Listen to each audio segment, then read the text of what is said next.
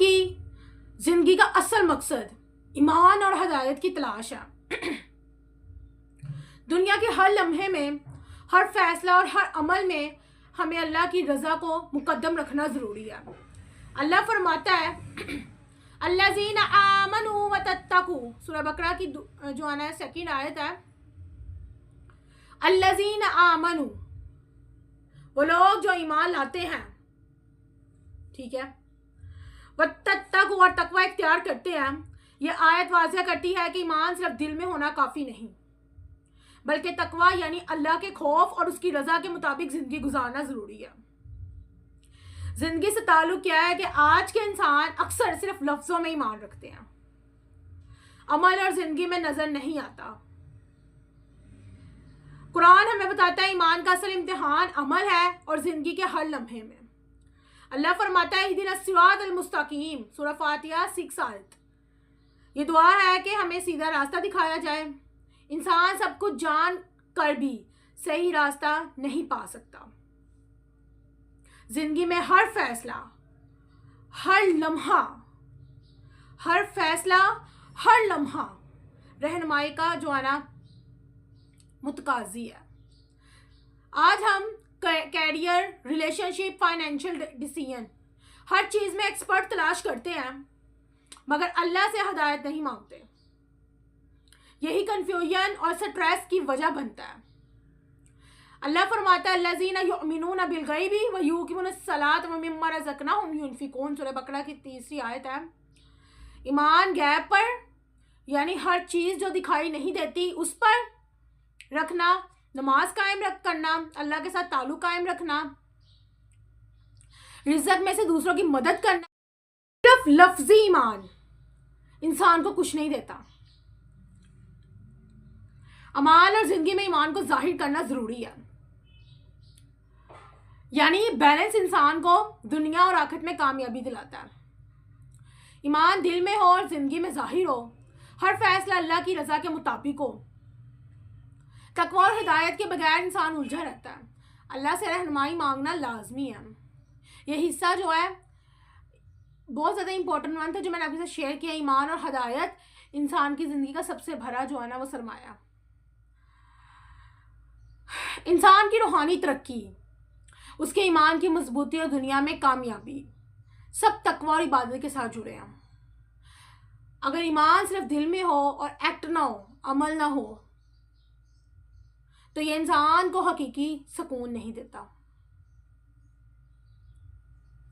اللہ فرماتا ہے وَمَن يَتَّقِ اللَّهَ يَجْعَل لَهُ مَخْرَجًا، سورۃ طلاق 2 آیت ہے۔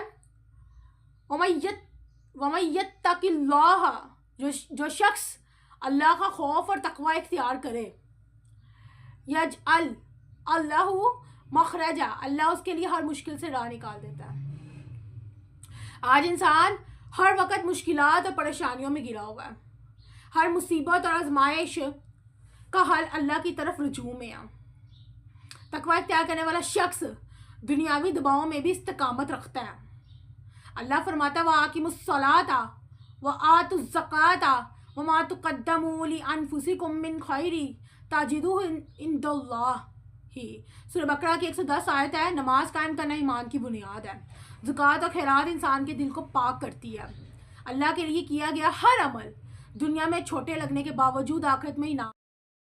ان اللہ لا یضیع اجر المحسنین، سورہ بقرہ کی 120 آیت ہے۔ اللہ کبھی بھی نیک عمل کرنے والے کا اجر ضائع نہیں کرتا۔ انسان کے ہر چھوٹے بڑے عمل کو اللہ دیکھتا ہے۔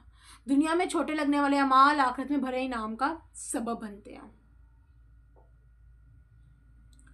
آج ہم اکثر چھوٹے نیک اعمال کو اہمیت نہیں دیتے۔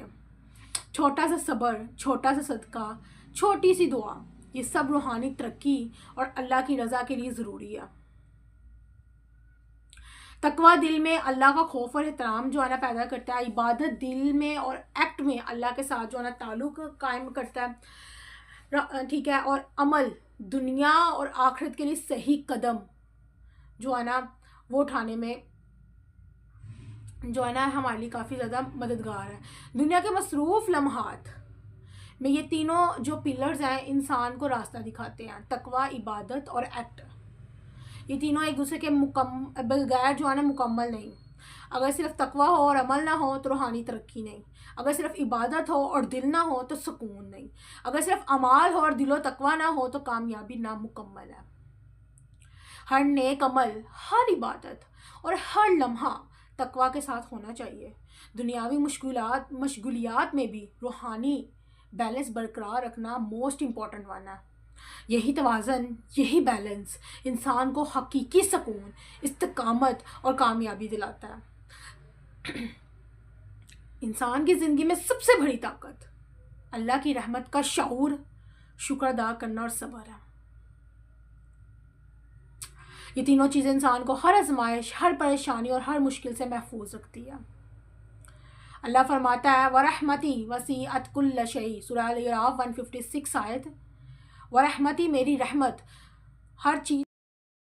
آج انسان اپنے گناہوں یا ناکامیوں کی وجہ سے مایوس ہو جاتا ہے. قرآن یاد دلاتا ہے اللہ کی رحمت سب کچھ جو ہے نا ڈھانپ لیتی ہے. چاہے انسان کتنی بھی غلطی کرے، توبہ کرے، دروازے ہمیشہ کھلے ہیں. یہی شعور انسان کو سکون دیتا ہے. اللہ فرماتا ہے لَإِن شَكَرْتُمْ لَأَزِيدَنَّكُمْ، سورہ ابراہیم 7 آیت ہے. اگر تم شکر ادا کرو گے تو میں تمہیں اور زیادہ دوں گا. آج ہم اکثر نعمتوں کو معمول سمجھ لیتے ہیں. چھوٹے چھوٹے سکون، صحت، رزق یا تعلقات، یہ سب اللہ کی عنایت ہے. یہ سب شکر کے مستحق ہیں. شکر ادا کرنے والا انسان ہمیشہ پرسکون اور کامیاب رہتا ہے.